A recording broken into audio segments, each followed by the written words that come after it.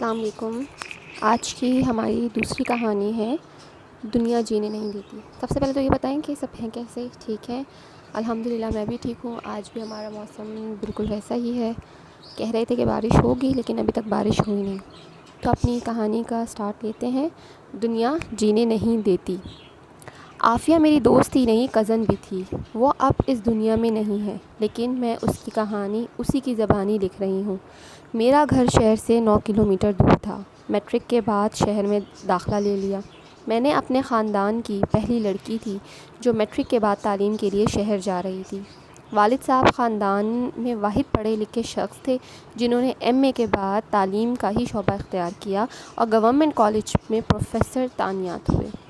والد صاحب کی بڑی خواہش تھی کہ ان کی اولاد اعلیٰ تعلیم یافتہ ہو، چنانچہ تایا، چاچا اور خاندان والوں کی شدید مخالفت کے باوجود میرا داخلہ نزدیکی شہر کے ڈگری کالج میں ہوا۔ یوں میں نے اپنا تعلیمی سفر شہر سے شروع کیا۔ والد صاحب روزانہ موٹر سائیکل پر کالج پہنچانے جاتے تھے۔ گاؤں کی رہنے والی تھی، لہٰذا بہت گھبرائی ہوئی تھی کہ شہر کی لڑکیاں کہیں مجھے تنگ کریں یا مذاق نہ بنائیں، لیکن آہستہ آہستہ سب ٹھیک ہو گیا۔ کالج کی زندگی بہت خوبصورت تھی۔ میرا دل جلد یہاں لگ گیا اور پڑھائی کا شوق دن بدن بڑھنے لگا۔ ابو میری تعلیمی کارکردگی سے مطمئن تھے۔ بخوشی مجھ کو چھوڑنے اور لینے آتے۔ گاؤں سے شہر روز آنا جانا مشکل امر تھا۔ ابو کو اپنی ڈیوٹی پر بھی جانا ہوتا تھا۔ تبھی انہوں نے سوچا کہ کیوں نہ عافیہ کی رہائش کا بندوبست شہر میں ہی کر دیا جائے، جہاں میری ایک پھوپھی کا گھر تھا۔ ان سے بات ہو گئی اور شہر میں اپنی پھوپھی کے پاس رہنے لگی۔ ایف اے کے بعد والد صاحب نے سوچا کہ مجھے پی ٹی سی کر لینی چاہیے، جس کے لیے شہر میں 30 کلومیٹر دور ایک دوسرے شہر میں داخلہ لیا تھا۔ یہ کورس ٹیچر کی ملازمت حاصل کرنے کے لیے ضروری ہوتا ہے۔ گاؤں سے نزدیکی شہر کے بعد اب نسبتاً بڑے شہر میں داخلہ لینا زیادہ دشوار بات تھی، کہ میری زندگی کا ایک بہت بڑا امتحان تھا، مگر میں نے اس چیلنج کو بھی قبول کر لیا۔ اب صبح کالج جاتی اور شام کو پی ٹی سی کے لیے روزانہ 30 کلومیٹر مزید سفر اختیار کرتی۔ محنت کا یہ عالم تھا کہ رات بھر پڑھتی تھی، چونکہ خواہش ہوتی تھی کہ نمبر اچھے آئیں۔ دن رات محنت کر کے تھک جاتی، تب کبھی کبھی یہ بھی سوچتی تھی کہ تعلیم کا یہ سلسلہ چھوڑ کر واپس گھر چلی جاؤں۔ گاؤں میں جہاں آرام و سکون تھا، وہاں دن رات کا سفر میرے لیے عذاب سے کم نہ تھا، کیونکہ ہمارے علاقے میں سال کے 9 ماہ شدید گرمی پڑتی اور سفری سہولتیں بھی ان دنوں بہت کم تھیں۔ تاہم پھر یہ خیال آ جاتا تھا کہ میں نے تعلیم کو خیر بات کہہ دیا تو والدین کے خواب ٹوٹ جائیں گے۔ والدین کی محبت کی بدولت میری محنت جاری تھی۔ میں نے دونوں امتحان پاس کر لیے، بی اے بھی کر لیا اور پی ٹی سی بھی کر لی۔ جس روز رزلٹ کارڈ لے کر ابو گھر آئے، خوشی میں اللہ تعالیٰ کے حضور سجدے میں گر گئی کہ یہ اسی کے کرم سے ممکن ہو سکا، ورنہ ایک دیہات کی لڑکی کا گریجویشن کر لینا جوئے شیر لانے کے برابر تھا۔ اسی دوران اخبار میں ٹیچرز کی اسامیوں کا اشتہار آیا۔ والد صاحب نے میری درخواست بھجوا دی اور چند دنوں بعد میں نے اپنے گھر کے قریب پرائمری اسکول میں ٹیچر لگ گئی۔ خاندان والے میری ملازمت سے اچھے خوش نہ تھے، مگر والدین بھولے نہ آتے تھے کہ والد صاحب نے مجھ کو تعلیم یافتہ اسی لیے کیا تھا کہ میں اپنے دیہات کی ان پڑھ لڑکیوں کو تعلیم دے سکوں، جبکہ یہاں دیہاتیوں میں اسکولوں کی یہ حالت تھی کہ گورنمنٹ کی طرف سے اسکول تو قائم کر دیا جاتا تھا، مگر دور دراز دیہاتی علاقوں میں پڑھانے شہر سے استانیاں نہیں آتی تھیں۔ تبھی یہ اسکول بند پڑے رہتے یا پھر گھوسٹ اسکول بن جاتے تھے۔ میری تعیناتی سے اسکول پر بڑا ہوا تالا کھل گیا۔ کچھ لڑکیاں بھی داخل ہو گئیں۔ چونکہ استانی میں خود تھی، لہٰذا خاندان والوں نے مجھ پر بھروسہ کرتے ہوئے اپنی بچیوں کو اسکول بھیجنا شروع کر دیا۔ اس طرح جو مخالف تھے وہی مستفید ہونے لگے۔ یہ ایک بڑی تبدیلی میری وجہ سے خاندان میں اور دیہات میں آ گئی۔ بچیوں کے لیے تعلیم کا حصول ممکن ہوا، اسکول کا دروازہ کھل گیا اور دیہاتی زندگی میں تبدیلی کی پہلی اینٹ رکھ دی گئی۔ اس کامیابی کا صحرا والد صاحب کے سر گیا اور میں روشن امیدوں میں بارش کا پہلا قطرہ ثابت ہوئی۔ اب میں طالب علم نہ تھی، خود استاد تھی۔ جب پہلی تنخواہ میں ہاتھ میں آئی تو خود کو خوش نصیب تصور کیا۔ منت مانی تھی تنخواہ ملے گی تو ہر ماہ اس کا کچھ حصہ غریبوں کے لیے مختص کر دوں گی، لہٰذا ایسا ہی کیا۔ اس رقم سے میں نے نہایت غریب دیہاتی لڑکیوں کے تعلیمی اخراجات ادا کر دیا کرتی تھی۔ مثلاً کسی کو پینسل لے دی، کاپی، تختی یا سلیٹ کی ضرورت ہوتی تو میں لے دیتی۔ شہر والے اس بات کو ادراک نہیں کر سکتے کہ دیہات میں رہنے والے محنت کشوں کے بچے ان چیزوں سے محروم ہونے کے بعد تعلیم حاصل نہیں کر سکتے، کیونکہ والدین یہ معمولی اشیاء خریدنے کی بھی استطاعت نہیں رکھتے۔ تعلیم یافتہ ہونے کے بعد میں نے استانی بننے کے فوائد دیکھے۔ یہاں مجھے ہر شخص عزت کی نگاہ سے دیکھتا تھا اور تمام چھوٹے بچے و بچیاں مس کہہ کر پکارتی تھیں، تب مجھ کو بہت زیادہ خوشی ہوتی تھی۔ رفتہ رفتہ سارے دیہات میں میری اچھی شہرت پھیل گئی۔ دیہاتی عورتیں مجھ سے اپنے بچوں کے بارے میں پوچھنے آنے لگیں۔ میں نے تہیہ کر لیا تھا کہ اس علاقے میں تعلیم عام کرنی ہے۔ وہ لوگ جنہوں نے ابھی تک اپنی بچیوں کو اسکول میں داخل نہیں کرایا، میں ان کے گھروں کو جاتی اور قائل کرنے کی کوشش کرتی کہ وہ اپنی بچیوں کو اسکول میں داخل کرائیں۔ بہت سے گھرانوں نے میری بات سنی اور لڑکیاں اسکول میں داخل کرا دیں۔ یہ میری ایک بہت بڑی کامیابی تھی اور اس عمل کو میں عبادت سمجھ کر کرتی تھی۔ یوں روز بروز میرے اسکول میں طالبات کی تعداد میں خواہ خواہ اضافہ ہونے لگا۔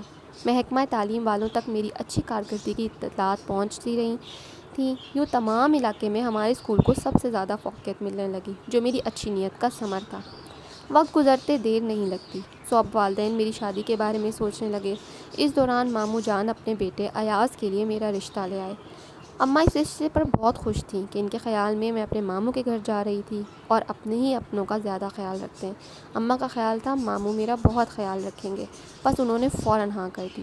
وہ نہیں جانتی تھی کہ میرے لیے آگے کتنے مسائل پیدا ہوں گے۔ میں آئندہ کے مسائل سے بے خبر اس رشتے پر خوش ہو گئی تھی۔ میرے 3 بھائی اور ایک بہن تھی جو مجھ سے چھوٹی تھی۔ ماموں جان کی 4 بیٹیاں تھیں اور 2 بیٹے تھے۔ ہم کو خبر نہ تھی کہ وہ میرا رشتہ اس خیال سے لے رہے تھے تاکہ میں اپنی بیٹیوں کی شادیاں میرے بھائی سے کرا سکیں۔ بری اور زیورات دیکھ کر اماں پھولی نہ سماتی تھی۔ ماموں جان والوں نے مجھ کو بہت سا زیور چڑھایا، پھر رخصتی ہو گئی، لیکن شادی کے 3 دن بعد سسرال والوں نے میرا سارا زیور واپس لے لیا۔ ایاز نے کہا کہ یہ زیور میری بہنوں کا ہے، انہوں نے وقتی طور پر تم کو پہنایا تھا، لہٰذا یہ ان کو واپس کرنا ہے، میں بعد میں تم کو زیور بنوا کر دے دوں گا۔ یہ بات سن کر میں حیران رہ گئی۔ دکھ بھی ہوا کہ سگے ماموں کیسے کرتے ہیں۔ ایک ہفتہ گزرا تو میرے دلہا نے کہا کہ اپنے والدین کو جا کر کہو وہ تمہارے بھائیوں کے لیے میری بہنوں کے لیے رشتے لائیں، تبھی تم کو زیور ملے گا۔ امی ابو سے بات کہی تو وہ گمسم ہو گئے اور کہا کہ ایسا ممکن نہیں ہے۔ گھر آئی تو شوہر نے جواب مانگا، ماموں بھی موجود تھے۔ میں نے والدین کا جواب بتا دیا۔ ماموں غصے میں آپے سے باہر ہو گئے اور میرے والدین کو گالیاں دینے لگے۔ ماں باپ کو کوئی گالیاں دے تو دل پر کیا گزرتی ہے، میرے دل پر بھی قیامت گزر گئی، مگر ماموں بڑے تھے، ان کو کوئی جواب نہیں دے سکتی تھی۔ چپکے آنسو بہا کر خاموش ہو گئی۔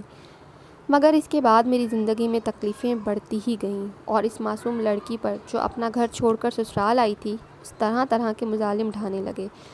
کبھی سوچا بھی نہ تھا کہ میری زندگی اس قدر مشکل ہو جائے گی۔ پھر میکے سے دور رکھنے کو میرا تبادلہ سسرال والوں نے اگلے گاؤں کے قریبی اسکول میں کرا دیا۔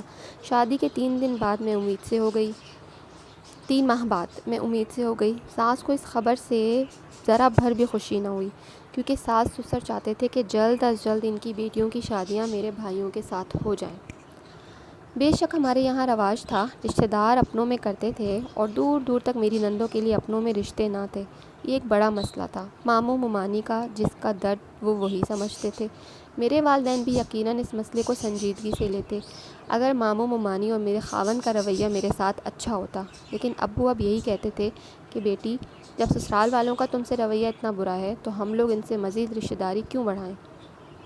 پھر ان لوگوں کو پہلے سے یہ بات طے کرنی چاہیے تھی کہ عافیہ سے رشتہ ہم وٹے سٹے کے عوض کر رہے ہیں۔ رشتہ مانگتے وقت تو انہوں نے ایسی کوئی بات نہ کہی تھی، اب تم کو تنگ کر رہے ہیں، اس طرح تو رشتے نہیں کیے جاتے۔ میں نے ابو کی یہ باتیں ایاز کو گوش گزار کر دیں اور جب انہوں نے اپنے والدین کو بتایا کہ میری بیوی کے والدین ایسا کہتے ہیں تو گھر میں ایک طوفان آ گیا۔ انہوں نے ایاز سے کہا کہ تم ایسا کرو کہ عافیہ کو گھر سے نکال دو، تب دیکھنا کہ خود بخود ان کے مزاج ٹھکانے آ جائیں گے۔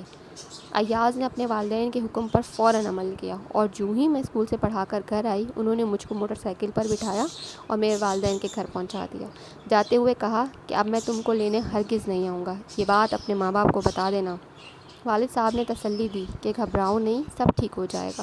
اس تسلی کے باوجود میرا دل بیٹھا جاتا تھا اور میں سارا دن روتی رہتی تھی۔ میکے میں پہلی بچی نے جنم لیا۔ ابو نے ایاز اور ان کے گھر والوں کو اطلاع کی، لیکن کوئی نہ آیا۔ اماں نے میری بہت خدمت کی۔ میری بیٹی کا نام والد صاحب نے رکھا۔ اس کے بعد بھی کئی بار سسرال والوں کو پیغام بھیجا، لیکن وہ لوگ بچی دیکھنے بھی نہیں آئے۔ 2 ماہ بعد میرے ایک استاد ہمارے گھر آئے۔ یہ مجھ کو BA میں پڑھایا کرتے تھے۔ والد صاحب نے تمام واقعہ حنیف صاحب کو گوش گزار کر دیا۔ یہ میرے خاوند کے بھی استاد رہ چکے تھے اور ابو کے دوست تھے۔ حنیف صاحب کے سمجھانے پر ایاز ہمارے گھر آ گئے۔ خاوند کے آنے پر میں بہت زیادہ خوش ہوئی۔ اپنا تمام سامان اور بیٹی کو تیار کر کے والد صاحب سے شوہر کے ساتھ جانے کی اجازت طلب کی۔ انہوں نے نہ روکا اور میں خاوند کے ساتھ گھر آ گئی۔ گھر آ کر محسوس کیا کہ ساس، سسر، نندے، دیور کوئی بھی میرے لوٹ آنے پر خوش نہیں تھا۔ وہ پہلے کی طرح ناراض اور مجھے اذیت دینے کی خواہش رکھتے تھے۔ گھر آنے کی خوشی خاک میں مل گئی، کیونکہ میری بیٹی کو کسی نے نہیں اٹھایا، حالانکہ یہ ان کے گھر آنے کی پہلی خوشی تھی۔ مگر دیہات والوں کا شاید یہ رواج ہو کہ بیٹی کی پیدائش پر خوشی کا اظہار نہیں کرتے بلکہ منہ بنا لیتے ہیں۔ وقت گزرتا گیا، سسرال والوں میں کوئی تبدیلی نہ آئی۔ آئے دن میری جہیز کی چیزیں چوری ہو جاتی، حتیٰ کہ میرے زیور جو ابو نے دیے تھے وہ بھی ان لوگوں نے چوری کر لیے۔ والدین کو نہ بتایا کہ انہوں نے زیور چرا لیے ہیں۔ اچھے دنوں کی امید پر زندگی کے دن گزرنے لگے۔ سوچتی تھی کہ کبھی تو ان کے ذہنوں میں تبدیلی آئے گی۔ دوسری بار جب میں امید سے ہوئی تو گھر کا تمام کام نہیں کر پا رہی تھی۔ اسکول کی ڈیوٹی کے بعد تھکن ہو جاتی تو تھوڑی دیر آرام کی ضرورت محسوس ہوتی، جبکہ گھر آتے ہی کام میں جتنا پڑتا تھا، کیونکہ گھر کا سارا کام جو کا توں پڑا ہوتا کہ بہو آئے گی تو وہی کرے گی۔ ممانی بیٹیوں سے کوئی کام نہ کراتی۔ اتنے بڑے گھر کی صفائی، برتن، ڈھیروں روٹیاں، سب کام مجھے کو کرنے پڑتے تھے۔ میں تکلیف محسوس کرنے لگی کیونکہ پورے دنوں سے تھی۔ مجھے میٹرنٹی لیو تو مل گئی مگر گھر کے کام سے نجات نہ ملی۔ مجبوراً امی ابو مجھے گھر لے آئے۔ دوسرے بچے کی پیدائش سے کچھ دن قبل جب کام نہ کر سکی تو خاوند نے مجھے مارنا شروع کر دیا۔ میں نے ان کو یہی کہا کہ ایک ماں مجھ سے جھگڑا مت کریں، اس حالت میں جھگڑا برداشت نہیں کر سکتی۔ جب بچے کی پیدائش کا مرحلہ ہو جائے یہ سارا کام کر دیا کروں گی۔ والدین کے یہاں ہر طرح آرام تھا۔ تھوڑی بہت زمینداری پر جایا کرتی تھی۔ اماں مجھے کام کو ہاتھ نہ لگانے دیتی تھی۔ میں پھر بھی افسردہ تھی۔ مجھے روتے پا کر ماں گلے سے لگا لیتی اور تسلیاں دیتی، کہتی خبر ہوتی کہ اتنے سنگ دل ہوتے ہیں تو کبھی تیری شادی بھائی کے بیٹے سے نہ کرتی۔ میکے میں ہی دوسری بیٹی نے جنم لیا۔ اب اور زیادہ پریشان ہو گئی۔ اس بار بیٹے کی خواہش کی تھی۔ ساس سسر صرف اسی صورت پر مجھ پر مہربان ہو سکتے تھے۔ شوہر کو بھی بیٹے کی ہی چاہ تھی، لہٰذا اس مرتبہ بھی ایاز بیٹی کو دیکھنے نہ آیا۔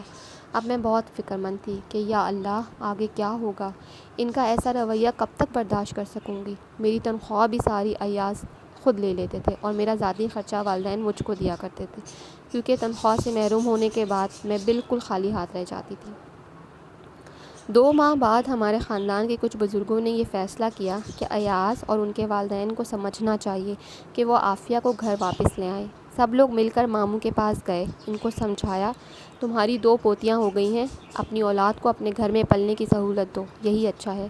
مجبوراً برادری کے دباؤ میں آ کر وہ مجھے لے گئے۔ گھر واپس آ کر اپنی بچیوں کے مستقبل کی خاطر میں نے سسرال والوں کی بہت زیادہ خدمت کی، لیکن انہوں نے پھر بھی مجھے پیار نہ دیا۔ سب خاندان والوں نے بچی کی پیدائش پر مبارکباد دی، لیکن ان لوگوں نے میری خوشی میں شراکت نہ کی۔ تبھی یہ سوچنے پر مجبور ہو گئی میں چاہے جو کر لوں سسرال والے کبھی مجھے تسلیم نہ کریں گے، چاہے اپنے بھائیوں سے اپنی نندوں کے رشتے کیوں نہ کرا دوں، یہ مجھ سے نفرت کرتے رہیں گے، بلکہ اس صورت میں اور مسائل بڑھ جائیں گے۔ اس بارے میں ابو کا موقف بالکل صحیح تھا کہ اگر ان لوگوں نے ہمارے ساتھ رشتے کرنے ہیں تو کم از کم ہماری بیٹی سے تعلق تو بہتر رکھیں، ورنہ مزید رشتے جوڑنے سے بھی ان میں کوئی تبدیلی نہیں آئے گی، پھر پھنسنے کا کیا فائدہ ہے۔ والد صاحب نے ایک روز ماموں جان پر اپنے اس موقف کا بالکل واضح کر دیا کہ وہ اب مزید کوئی رشتہ داری بڑھانا نہیں چاہتے۔ اس پر جو رد عمل ہوا اس سے میں نے بہت زیادہ متاثر ہوئی۔ خاوند نے اپنے باپ کے کہنے پر مجھ کو گھر سے نکال دیا، یہ کہہ کر کہ اگر میری بہنوں کے رشتے بھلے نہیں ہیں تو ہم اس کی بیٹی کو کیوں رکھیں، یہاں تک ظلم کی حد کر دی کہ میری دودھ پیتی بچی بھی چھین لی۔ ایک ماں سے اس کی چھوٹی سی معصوم بچی چھین لی جائے تو دل کی کیا حالت ہوگی۔ مجھ پر بھی جو رد عمل ہوا اس سے شدید متاثر ہوئی، سخت بیمار پڑ گئی۔ پہلے صرف ابو جان اس معاملے پر بولتے تھے، اس بار بھائیوں پر بھی اثر پڑا۔ غصے ہوئے۔ بھائیوں کے غصے سے میں ڈرتی تھی۔ مجھ کو میرا گھر ٹوٹتا دکھائی دے رہا تھا، تاہم میں نے طلاق لینے سے انکار کر دیا۔ 2 سال ایسے ہی میکے میں بیٹھی رہی۔ محکمہ تعلیم کے ایک آفیسر جو ابو کے دوست تھے، وہ میرے خاوند کو ابو کے پاس لے آئے، کیونکہ ایاز بھی محکمہ تعلیم میں ملازم تھے۔ ایاز کو مجھے 2 بار گھر لے جانا پڑا۔ اس بار میں نے اپنے خاوند سے کہا کہ تم جو ظلم مجھ پر کر رہے ہو، اگر میں مر گئی تو میرے مرنے کے بعد ضرور تم کو احساس ہوگا۔ کہنے لگے، پہلے مر کے تو دکھاؤ، پھر جب احساس بھی کر لیں گے ہم۔ ساس سسر مجھ سے کلام نہیں کرتے تھے اور نندے صرف مجھے ستانے کو پیدا ہوئی تھیں۔ ان کی نفرت بھرے سلوک پر میں روتی رہتی۔ خدا جانے یہ کیوں مجھ کو اتنی بڑی سزا دے رہے تھے اور کس بات کی، سمجھ نہ پاتی۔ تیسری بار امید سے ہو گئی تو انہوں نے اعلان کر دیا کہ اب بیٹی ہوئی تو واپس میکے جاؤ گی، ہم کو ہر حال میں بیٹا چاہیے۔ میں نے جتنے پیسے میکے میں جمع کیے، ان سے اپنے خاوند کو کار لے کر دی اور فریج، ٹی وی، گھر کی ہر چیز بنائی، کیونکہ والد صاحب اور بھائی بطور جیب خرچ مجھ کو کافی رقم دیتے تھے۔ میکے میں 2 سال رہی تھی، وہ تنخواہ بھی جمع کی تھی۔ سوچتی تھی کہ اس طرح شوہر احسان مند ہوں گے تو مجھ سے محبت کریں گے، میرا خیال رکھیں گے اور سسرال والوں سے جو ذہنی اذیت ملتی ہے کم ہو جائے گی۔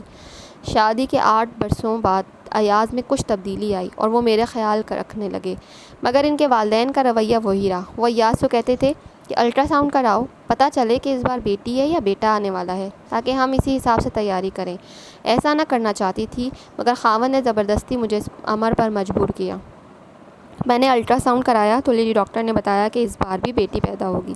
یہ خبر دھماکے سے کم نہ تھی، کیونکہ اس طرح تو میری دنیا اجڑ سکتی تھی۔ میں نے منع کیا کہ اپنے والدین کو مت بتاؤ، مگر ایاز نے والدین کو بتا دیا کہ تیسری بیٹی آنے والی ہے۔ وہ لوگ اتنے ناخوش ہوئے کہ ان کے چہرے دیکھ کر مجھے یقین ہو گیا کہ اس مرتبہ میں نے زندگی ہار دینی ہے۔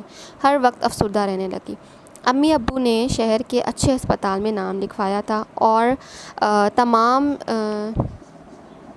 اخراجات بھی میرے خاوند کو دے دیے کہ وقت پیدائش دیہات کے حال کی خدمات حاصل کرنے کے بجائے ہماری بیٹی کو شہر کے اسپتال لے جانا، اور رقم کی مزید ضرورت ہو تو ہم دے دیں گے، مگر اس وقت کوتاہی مت کرنا۔ ایاز نے اس وقت کی تو وعدہ کر لیا، مگر جب وقت ولادت قریب آیا، ساس سسر نے اجازت نہ دی اور کہا کہ بچے کی ولادت گھر پر ہی کرائیں گے۔ اس وقت عافیہ بے فکر مند تھی۔ اس نے یہ سارا حال مجھے بتایا تھا اور کہا تھا، سلیمہ اب بتاؤ میں کیا کروں، یہ لوگ تو کسی صورت مجھ کو اسپتال لے جانے کو تیار نہیں ہیں، جبکہ میں اندر سے خود بہت کمزور محسوس کر رہی ہوں۔ ان دنوں میں بھی اس کے ساتھ اسکول میں بطور ٹیچر فرائض انجام دے رہی تھی۔ عافیہ میٹرنیٹی لیو پر گئی تھی۔ میں نے پہلی بار اسے گھر ملنے گئی، اس کو تسلی دی، عافیہ فکر مت کرو، میں تمہاری امی کے پاس آج ہی جاتی ہوں تاکہ وہ یہاں آ جائیں۔ افسوس اس روز میں وہاں نہ جا سکی، کیونکہ عافیہ کے والدین کا گھر دوسرے گاؤں میں تھا اور ابو کی موٹر سائیکل خراب تھی۔ تب سوچا کہ کل جاؤں گی، مگر کل کی نوبت نہ آئی، کیونکہ اسی رات ہمارے گھر اطلاع آ گئی کہ رات 12 بجے بچی کو جنم دیتے ہوئے عافیہ چل بسی۔ یہ افسوسناک خبر ایسی تھی کہ دل دھک سے رہ گیا۔ میری پیاری سہیلی جو کل تک میرے ساتھ اسکول میں پڑھا رہی تھی، وہ آج اس دنیا میں نہ رہی تھی۔ بعد میں پتہ چلا کہ اس رات جب عافیہ بہت تکلیف میں تھی، بار بار کہہ رہی تھی کہ مجھے اسپتال لے چلو یا امی ابو کو بلاؤ، اس کے خاوند اور ساس نے کہا کہ تمہیں کچھ نہیں ہوگا، اسپتال جانے کی ضرورت نہیں ہے، بہانہ کیا گاؤں سے شہر جانے کی سڑک اکھڑی ہے، راستہ بہت خراب ہے، اسپتال جانے تک تم پر قیامت بیت جائے گی، لہٰذا گھر پر اچھی دائیا لے آتے ہیں، بیٹی ہونی ہے، کون سا بیٹا ہو رہا ہے جو اسپتال جائیں۔ خدا جانے پھر اس پر کیا بیتی کہ وہ اس نومولود بچی کی زندگی کی بازی ہار گئیں۔ سنا ہے کہ اناڑی قسم کی دائیا نے کوئی غلط انجیکشن لگا دیا تھا، جس کے رد عمل سے عافیہ کی موت کا سانحہ رونما ہوا۔ اگر وہ انجیکشن نہ لگتا تو عافیہ بچ سکتی تھی۔ خدا کو علم کہ کیا ہوتا، مگر اس بات کا افسوس سبھی کو تھا کہ کاش عافیہ کا شوہر اسے اسپتال لے جاتا، یا اس کے والدین اور بھائیوں کو بلا لیتے، وہی اسے اسپتال لے جاتے تو شاید وہ زندگی کی بازی نہ ہارتی۔ موت و حیات تو اللہ کے ہاتھ میں ہے، مگر کوشش تو انسان کی ہوتی ہے نا۔ بار بار عافیہ کی امی رو رو کر ہم سب سے یہی کہتی تھیں۔ جب ہم ان کے پاس اپنی سہیلی کی تعزیت کو گئے تو ان کی حالت بہت خراب تھی۔ آج بھی ان کی وہی حالت ہے، حالانکہ عافیہ کو فوت ہوئے کئی سال ہو گئے ہیں، مگر ماں کب اپنی بیٹی کو بھلا سکتی ہے۔ ان کا تو بس یہ کہنا ہے، جیسا نصیب میری بیٹی کا نکلا، خدا کرے کسی کی بیٹی کا نہ ہو۔ اور مجھے عافیہ کا یہ فقرہ یاد آتا ہے کہ سلیمہ، میں نے عہد کیا ہے کہ جب تک اپنے گاؤں کی تمام بچیوں کو زیور تعلیم سے آراستہ نہ کر لوں گی، سکون سے نہیں مروں گی، سکون کی نیند بھی نہ سوؤں گی۔ دیکھو وہ آج شہر خوشنما میں کتنے سکون کی نیند ہے سو رہی ہے، جبکہ اس کی بچیاں صرف پرائمری پاس کر سکی ہیں۔ اس کے دادا دادی جان نے ان کو 5ویں کے بعد پڑھنے ہی نہ دیا اور اسکول سے اٹھا لیا۔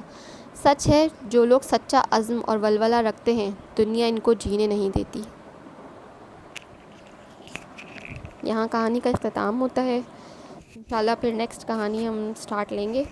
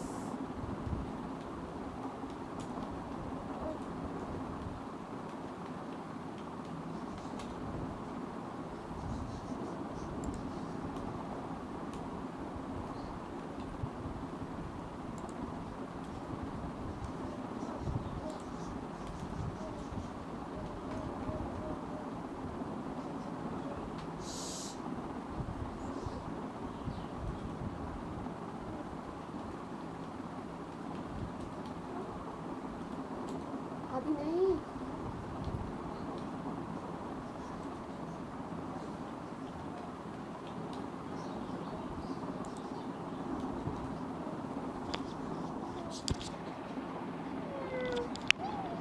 जो भैया क्या करना, जो भैया को खाओ, बोलो भैया उठ जा, जाओ।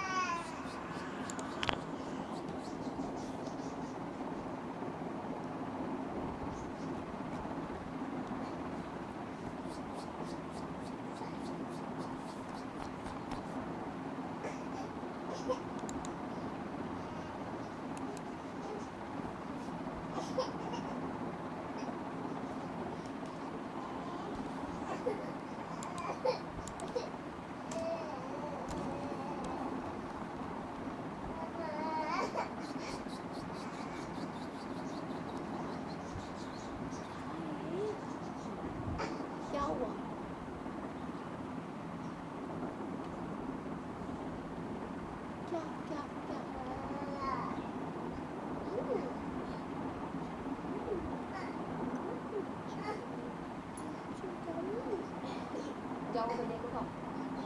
चलो चलो भैया उठ जाओ, 6 बज गए। जाओ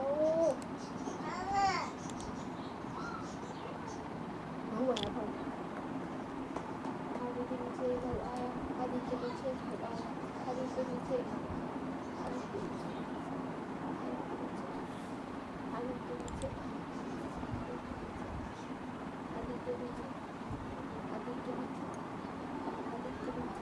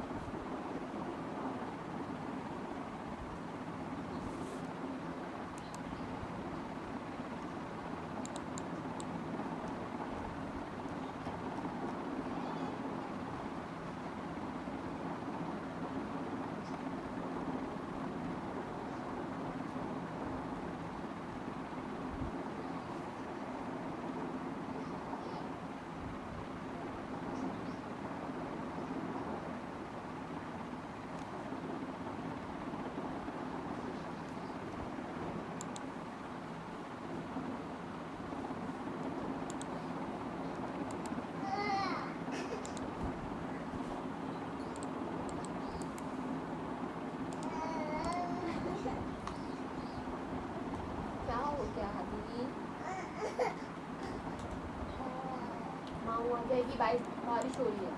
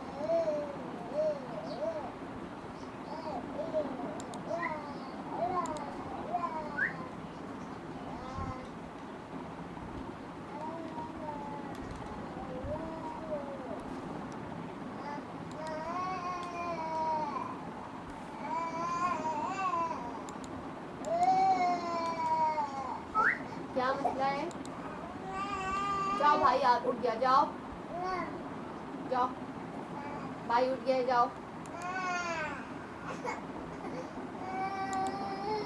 جلدی جاؤ, جلدی جاؤ.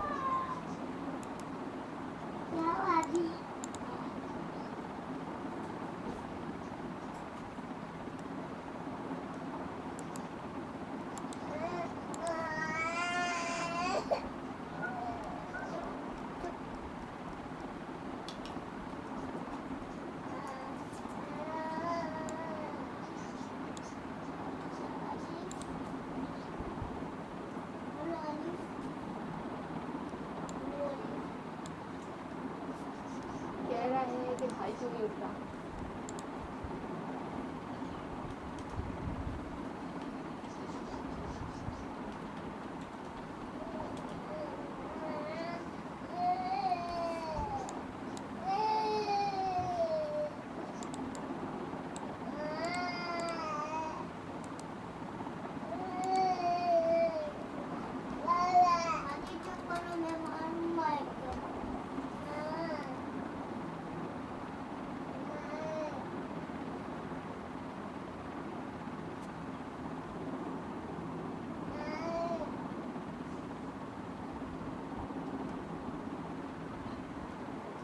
جاؤ بھائی چلو جاؤ, جاؤ کھڑے ہو, پھر اندر نہیں آنا, میں اندر نہیں آنے دوں گی. اچھا چلو چلو.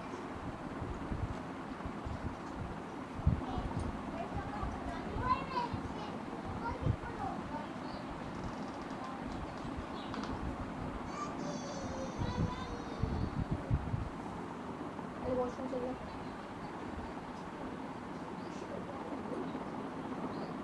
پھر پیسے بھی کھلی